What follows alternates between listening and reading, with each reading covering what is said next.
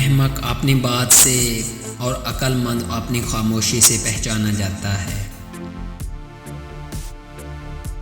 بعض اوقات خاموشی کسی کو یہ بتانے کا بہترین طریقہ ہے کہ اس نے غلط کیا ہے۔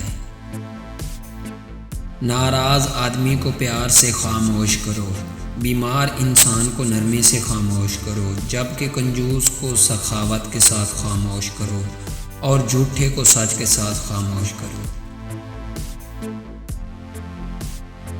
خاموشی ایک طاقتور ہتھیار ہے جسے آپ بہت سے مسائل سے بچنے کے لیے استعمال کر سکتے ہیں۔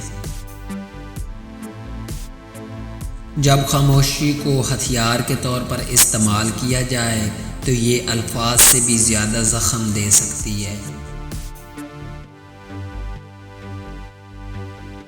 خاموشی اور مسکراہٹ دو طاقتور الفاظ ہیں۔ مسکراہٹ بہت سے مسائل کے حل کا ذریعہ ہے اور خاموشی بہت سے مسائل سے بچنے کا ذریعہ ہے۔ بے وقوف کو جواب دینے کا بہترین طریقہ خاموشی ہے۔ خاموشی میں وہ تمام جواب پوشیدہ ہیں جو ہم اتنے عرصے سے تلاش کر رہے ہیں۔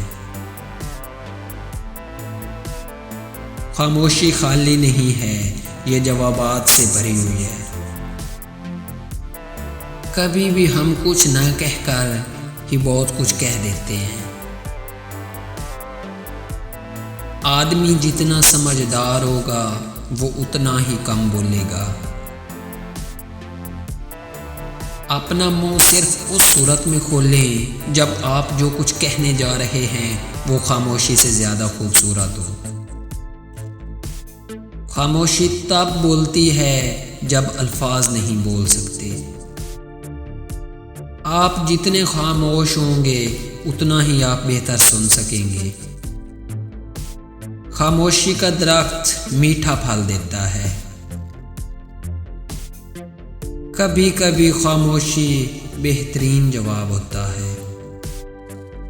عقل مند ہونا یعنی خاموش رہنا۔